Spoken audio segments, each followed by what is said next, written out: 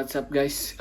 Kali ini kayaknya gue mau bahas tentang yang lagi rame ini setelah pemecatan STY.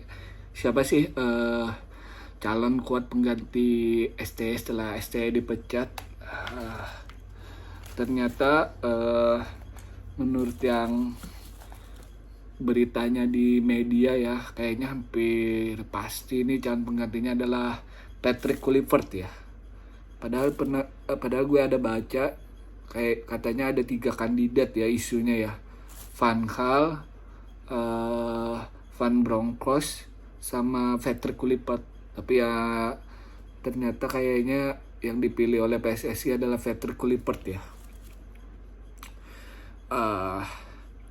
Cukup mengejutkan juga menurut gue ya. Kalau opini gue pribadi sih lebih prefer Van Bronckhorst ya, karena gue sendiri belum pernah mendengar sepak terjang Patrick Kluivert sebagai pelatih ya. Atau mungkin Frank Rijkaard, gue lebih pernah mendengar ya. Oke deh, coba kita lihat sih rekam jejak Patrick Kluivert. Kalau sebagai pemain, Patrick Kluivert menurut gue salah satu pemain top Eropa ya pada masanya ya. Pernah bermain di Ajax, Barca, Newcastle, dan juga menjuari Liga Champions bersama Ajax, Eredivisie, menjuari La Liga juga bersama Barcelona. Jadi kalau sebagai pemain, Kluivert emang salah satu penyerang top Eropa ya pada masanya. Nah, kalau untuk rekam jejaknya sebagai pelatih, jujur gue belum pernah dengar, tapi coba kita lihat di beberapa artikel. Rekam jejaknya sebagai pelatih tidak sebagus seperti pemain kayaknya ya. Mayoritas sebagai asisten pelatih, termasuk asisten Luis van Gaal pada Piala Dunia 2014. Sempat menjadi pelatih timnas Curacao. By the way, Curacao ini yang pernah kita kalahkan juga ya di Indonesia. Terus hasilnya juga minor. Terakhir Kluivert melatih tahun 2023 guys, di klub Turki Adanaspor cuma 6 bulan, terus dipecat pada tahun 2023 cuma 6 bulan ya. Jadi gue masih cukup bingung kenapa PSSI menunjuk Kluivert ya, selain dia emang orang Belanda. Mungkin sesuai ya dengan kemauan PSSI yang pelatih dan pemain mudah berkomunikasi. Terus ya sebenarnya sebagai catatan pelatih sangat minor ya. Kluivert sendiri kalau sebagai pemain oke lah. Terus juga kalau yang ya seperti yang gue kasih tahu tadi, 3 kandidat Van Gaal, Van Bronckhorst, Patrick Kluivert, gue lebih prefer ke Van Bronckhorst ya, karena Van Gaal juga sudah sangat berusia 70 lebih. Mungkin kesehatannya nggak seperti dulu ya. Terus katanya juga ada berita karena Patrick Kluivert yang bisa datang interview tanggal 25 Desember kemarin, karena mungkin PSSI sudah menyurati beberapa pelatih dan yang datang cuma Patrick Kluivert yang terpilih.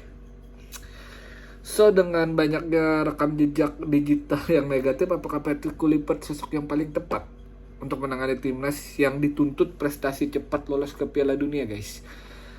Jujur gue rada pesimis ya, karena bukan underestimate dengan Kluivert, karena gue juga nonton kemarin di Catatan Demokrasi, Pak Rahim, dia adalah senior dalam mengelola tim sepak bola. Katanya sangat susah pelatih untuk bisa menunjukkan performa atau prestasi dalam waktu 2 bulan. Sangat susah, apalagi ini timnas ya.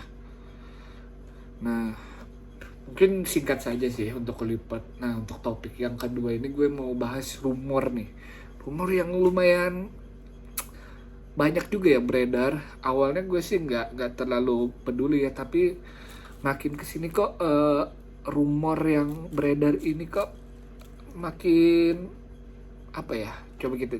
Skema mafia sepak bola Indonesia nanti gue tampilkan, nanti ada di akun di sosial media. Dia memperlihatkan bagaimana tentang ada kepentingan-kepentingan katanya.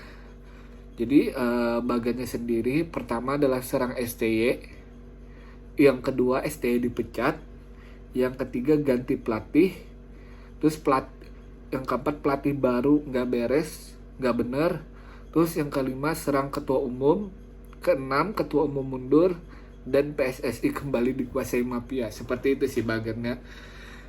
Dari beragam yang beredar ini di media sosial, kita nggak bisa pungkiri ya, udah ada di tahap ketiga. STY kemarin diserang dari beberapa orang, terus STY dipecat, ganti pelatih, dan sudah memasuki tahap keempat dengan penunjukan Kluivert. Dengan catatan Patrick Kluivert ya, yang akan menangani timnas. Gue berharap sih semoga aja bagian ini tidak akan benar terjadi ya, karena apabila terjadi kita akan kembali ke zaman yang ditakut-takutkan netizen dan penggemar timnas yang lain. Katanya era kegelapan seperti yang diasumsikan netizen kan.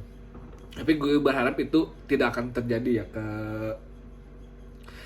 persepak bolaan dan timnas kita ke depannya, karena gue berharap ini sudah, menurut gue ini adalah tahap timnas yang sudah paling bagus menurut gue ya, dari segi progresnya, terus dari sisi komposisi pemainnya, pemain-pemain diaspora yang masuk pun pemain-pemain muda yang memiliki masa depan, yang masih mempunyai karir yang panjang ya, usia mereka yang muda seperti Jay Ijes dan lain-lain lah, yang berumur kan cuma 1-2 lah, mungkin cuma Jordi Amat sama Sandy Walsh juga belum 30 kan.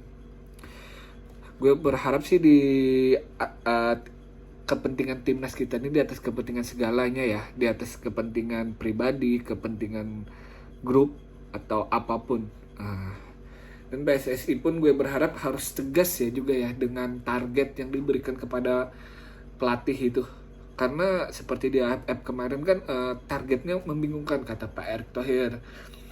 Target yang terbaik itu dalam artian apa sih? Juara atau apa? Atau kita sudah melakukan berusaha sekuat mungkin, hasil tidak jadi masalah. Tapi ternyata kemarin kata Pak Arya Sinulinga Exco PSSI, kita ada target di AFF kemarin kan semifinal ya. Nah, jadi itu pun harus jelas ke masyarakat. Jadi masyarakat pun seandainya mengetahui itu kan, jadi bisa juga memberikan pressure juga kepada pelatih. Jadi jangan bermain jelek lah, seperti itu mungkin ya. Terus mungkin target Piala Dunia pun kata Pak Arya, Exco PSSI kan kemarin gue lihat di catatan demokrasi katanya tahun 2030. Tapi yang terjadi sekarang kan sepertinya PSSI mengejar untuk kita bisa lolos ke Piala Dunia tahun 2026.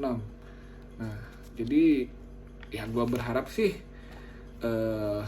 balik lagi dengan keputusan PSSI yang lumayan beresiko dan gambling ini, perjudian ini, hasilnya ke timnas kita adalah positif dan kita bisa melangkah jauh lah di kualifikasi Piala Dunia. Gue sih berharap tetap seperti mungkin kalau Piala Dunia sekarang, gue masih nggak terlalu berharap yang tinggi-tinggi ya. Kita masuk ke round 4 aja udah itu suatu prestasi yang harus kita apresiasi sih dengan kinerja PSSI. Kan targetnya kalau kita bisa 4 besar, kita bisa lolos ke round 4. Dan PSSI juga harus siap bertanggung jawab dengan keputusan yang diambil sekarang ini kan, karena ekspektasi masyarakat kita kan semakin besar dengan dipecatnya Sintayong dan diganti dengan pelatih. Pasti itu nggak bisa dipungkiri, ganti pelatih pasti punya harapan dan ekspektasi tinggi lagi. So apalagi Sintayong sendiri kan bukan membawa Indonesia di rank paling bawah ya, masih di rank 3, otomatis itu kan masih positif dengan masih kemungkinan yang lolos cukup tinggi. So mungkin ini aja dari video gue kali ini. Semoga balik lagi kata gue, kepentingan timnas kita harus di atas segala-galanya. Nggak boleh ada kepentingan pribadi atau grup di dalamnya. So maju terus sepak bola Indonesia, maju terus timnas kita. See you next video.